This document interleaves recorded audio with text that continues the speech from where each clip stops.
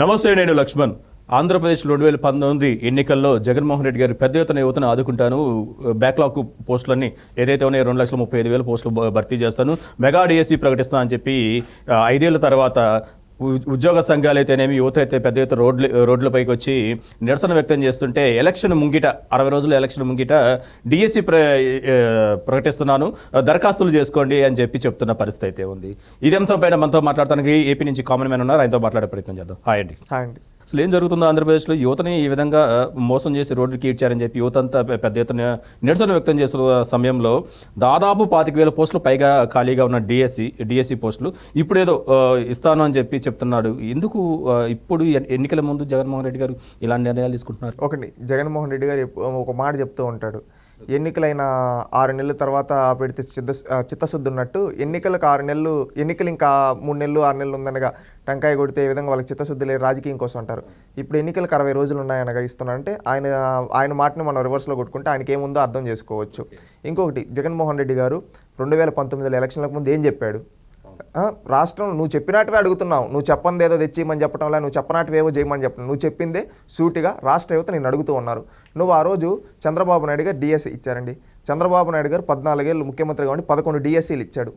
ఎన్ని డిఎస్సీలు అండి? 11 డిఎస్సీలు ఇచ్చాడు. ఇన్ని డిఎస్సీలు ఇచ్చి కొన్ని లక్షల మందికి ఉద్యోగాలు ఇచ్చాడు. 11 డిఎస్సీలు అంటే అర్థం చేసుకోండి, ఒక్కొక్క దగ్గర 10,000 ఇచ్చినా కానీ 1,00,000 పైన ఉద్యోగాలు డిఎస్సీ ద్వారా చంద్రబాబు నాయుడు గారు తన 14 ఏళ్ల ముఖ్యమంత్రి కెరీర్లో ఇచ్చాడు. జగన్మోహన్ రెడ్డి 5 ఏళ్ళ ముఖ్యమంత్రి కదా, ఎన్ని డిఎస్సీలు ఇచ్చావు? ఆ రోజు నువ్వు ప్రతిపక్షంలో ఉండేటప్పుడు ఏమన్నావు? మెగా డిఎస్సి ఇస్తా అని చెప్పావు. చంద్రబాబు నాయుడు గారు ప్రతి ఏటా మాత్రమే డిఎస్సి ఇస్తున్నాడు, నేను ఒకేసారి డిఎస్సి పెట్టి 30,000 పైగా పోస్టులు భర్తీ చేస్తాను ఆ రోజు జగన్మోహన్ రెడ్డి గారు చెప్పారు. నువ్వు అధికారంలోకి వచ్చిన తర్వాత మెగా డిఎస్సి కాదు, సంవత్సరానికి ఒక డిఎస్సి కూడా పెట్టలా. ఎందుకు? ఏదో టెట్ ఏదో నామకే వాస్తే పెట్టి ఈరోజు అది టెట్ నేను ప్రత్యక్షంగా నా కళ్ళతో చూసిందండి. తిరుపతిలో కొంతమంది మాకు డిఎస్సి వస్తుంది, మేము మా జీవితాలు మారతాయని 29-30 ఏళ్ళు ఉండేవాళ్ళు, అంటే ఐ థింక్ 28-29 అండి ఈ ఏజ్ ఉండేవాళ్ళు, ఈ సంవత్సరం వేస్తారు మా జీవితం మారుతుంది, గవర్నమెంట్ ఉద్యోగం వస్తుందని కోచింగ్ సెంటర్లో ఉంటూ పీజీ హాస్టల్లో ఉంటూ చదువుకునే వాళ్ళు ఎంతోమంది ఉన్నారు. అలాంటి వాళ్ళ ఆశలన్నీ నిర్వీర్యం చేశాడు ఈ జగన్మోహన్ రెడ్డి. ఇది నేను ఒక వ్యక్తిని చూసాను. ఇలాంటి వ్యక్తులు కొన్ని లక్షల్లో ఉంటారు. ఇలాంటి వాళ్ళు ఎంతోమంది ఆస్పిరెంట్స్ ఉన్నారు. కొంతమంది ఏదో ప్రైవేట్ స్కూల్లో ఏదో వాళ్ళ కుటుంబాన్ని గడపడం కోసం ఈరోజు చేసుకున్నాం రేపు చేసుకున్నాం లేరా మనకు వస్తుందిరా అనే ఉద్దేశంతో కష్టపడే వాళ్ళు ఉన్నారు. అంటే ఈ విధంగా చూస్తే జగన్మోహన్ రెడ్డి ఆ రోజు నమ్మిచ్చి వాళ్ళ ఓట్లతో గెలిచి ఈరోజు వాళ్ళందరినీ మోసం చేశాడు, దగా చేశాడు. అయితే ఇక్కడ మనం ఇంకోటి కూడా చూసుకోవచ్చు. ఎందుకంటే విద్యాశాఖ మంత్రి బొత్స కానీ లేకపోతే ముఖ్యమంత్రి జగన్మోహన్ రెడ్డి గారు కానీ టీచర్ పోస్టులు ఇంకా ఎక్సెస్ ఉన్నాయి, వాటిని ఎలా చేయాలో అర్థం కాని పరిస్థితి అని చెప్పి అసెంబ్లీలో కూడా చెప్పిన పరిస్థితి. మరి ఎక్సెస్ పోస్టులు ఉన్నప్పుడు మళ్ళీ ఇప్పుడు 6,000 పోస్టులు 8,000 పోస్టులు భర్తీ చేయాలని ప్లానింగ్ చేస్తున్నారు. అసలు ఎందుకు ఆ విధంగా? అప్పుడు ఎక్సెస్ ఉన్నాయని చెప్పి ఇప్పుడు కొరత ఉంది భర్తీ చేస్తామని చెప్పడం, ఇన్ని మాటలు అవసరమా? అదే ఓట్ల రాజకీయం అండి. జగన్మోహన్ రెడ్డి అనే వ్యక్తి ఓట్ల రాజకీయం మాత్రమే చేస్తాడు. ఆయనకి ప్రజలు బాగోగులు అవైతే ఇష్టం లేదు. ఎందుకంటే చెప్పమంటారా అండి, ఈయన ఇచ్చే ఉద్యోగాలు ఏంటంటే 5,000 ఇచ్చేసి నీ బతికింతేరా, నీ భవిష్యత్తు ఇంతేరా అంటున్నాడు. 5,000 ఉద్యోగాలతో ఏమొస్తుందయ్యా? నువ్వు తాగే కాఫీనే 5,000 పైన ఉంటుంది. నువ్వు ఒకరోజు తాగే కాఫీ అది దాంతో ఒక పేదోడు బతకాలా? నువ్వేం చేస్తున్నావు?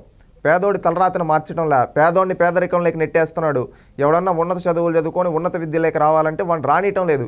దీంట్లో కొన్ని ఎగ్జాంపుల్, పీజీ విద్యార్థులకు ఫీజు రియంబర్స్మెంట్, పేదోడు చదువుకొని పెద్ద చదువులు చదువుకుంటే వాడు పెద్ద ఉద్యోగాలు చేస్తే నా మాట ఎండు అనే పెత్తందారి మనస్తత్వం జగన్మోహన్ రెడ్డి చూపిస్తూ ఉన్నాడు. రెండోది, డిఎస్సి పోస్టులు ఇచ్చేసి వాడు ఉపాధ్యాయుడు అయిపోతే వాడు ఒక సమాజాన్ని మార్చేస్తాడు. ఇప్పుడు ప్రతి ఒక్కరూ డిఎస్సి ఎందుకు చేస్తారు? నేను ఒక ఉపాధ్యాయుని అవ్వాలి. ఎందుకంటే సమాజంలో ఏ వృత్తినైనా నిర్దేశించగల శక్తి ఒక ఉపాధ్యాయ వృత్తికి ఉంది. సమాజంలో ఎలాంటి వ్యక్తినైనా ఒక మంచి సమాజాన్ని నిర్మించాలంటే అది ఉపాధ్యాయుడి చేతిలో ఉంటుంది. ఈరోజు వాస్తవానికి ఒక ఉపాధ్యాయ పోస్టులు ఇస్తే వాళ్ళలో ఎంతోమంది 100 మంది మంచి వాళ్ళు ఉన్నా కానీ ఒక మంచి 100 ఊర్లలో ఉంటే ఆ 100 ఊర్లు బాగుపడితే ఒక మంచి సమాజం ఏర్పడుతుంది. ఆ విధంగా ఏర్పడిపోతే జగన్మోహన్ రెడ్డి మనస్తత్వం తెలిసిన ఎవడు జగన్మోహన్ రెడ్డి కొట్టాడు, జగన్మోహన్ రెడ్డి భూస్థాపన, అందుకని భయపడుతున్నాడు. దీనికి కొన్ని ఎగ్జాంపుల్స్ అండి. జగన్మోహన్ రెడ్డి మనస్తత్వాన్ని సైకో మనస్తత్వం, రౌడీజాన్ని పెంపొందించడం, యువతని గంజాయికి అలవాటు చేసి వాళ్ళని బానిసలుగా చేసి నాకు మాత్రమే చేయాలనే పెత్తందారుడు మనస్తత్వంతో ఉన్నాడు.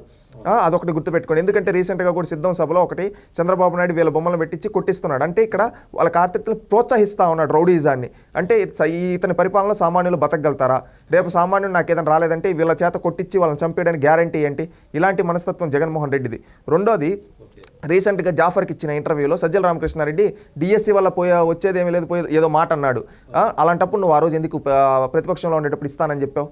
నువ్వు ఆ రోజు ఆ మాట చెప్పకపోయింటే ఈరోజు రే జగన్మోహన్ రెడ్డి చెప్పలేదు కదా మనం ఏమడుగుతాం, ఆయన చెప్పుంటే మనం ఏదో ఒకటి చూసుకోవాలని ఉంటారు. ఆ రోజు నువ్వు చెప్పావు కదా, ఆ రోజు మెగా డిఎస్సీని ఎందుకు చెప్పావు? ఆ రోజు చంద్రబాబు నాయుడు డిఎస్సీ ఇస్తూ ఉంటే నువ్వు మెగా డిఎస్సీ అని చెప్పావు, అవునా కాదా? మళ్ళీ ఇంకొకటి ఏంటంటే అండి, స్కూల్స్ ఉంటాయి కదండి. ఒకప్పుడు చంద్రబాబు నాయుడు గారు ఉండేటప్పుడు కిలోమీటర్కి ఒక ఎలిమెంటరీ స్కూల్, 5 కిలోమీటర్ 3-4 కిలోమీటర్లకు ఒక మండల పరిషత్ స్కూల్, జెడ్పీహెచ్ఎస్ స్కూల్, ఈ విధంగా పెట్టి చంద్రబాబు నాయుడు గారు ఒక మార్పులు తీసుకొని వచ్చారు విద్యా వ్యవస్థలో.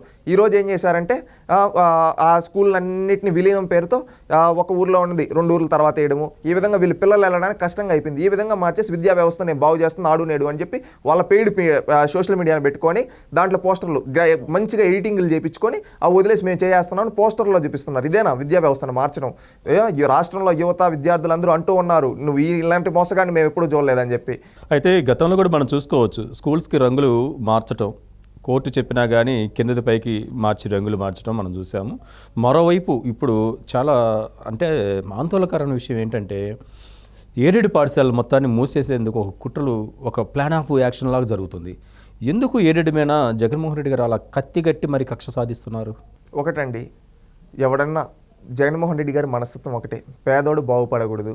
పేదోడు బాగుపడితే వాడు గొప్ప పొజిషన్లోకి వెళ్తే నాకు ఓట్లేరు, నా రాజకీయ భవిష్యత్తు నాకు ఇంకా ఆయన పదవిలో లేకపోతే ఆయన ఎక్కడ ఉంటాడో తెలుసు.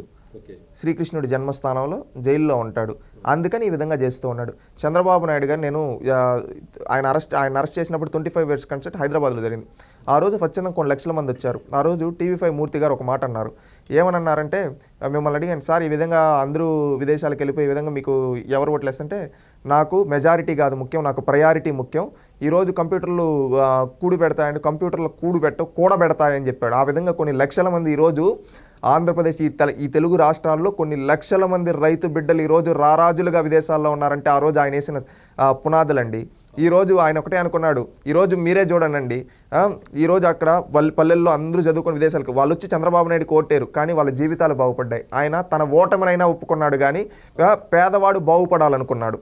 నేను ఓడిపోయినా పర్లేదు, నాకు అధికారాన్ని ఇచ్చిన నా పేదవాళ్ళు బతికితే చాలనుకున్నాడు. అది నాయకత్వం అంటే.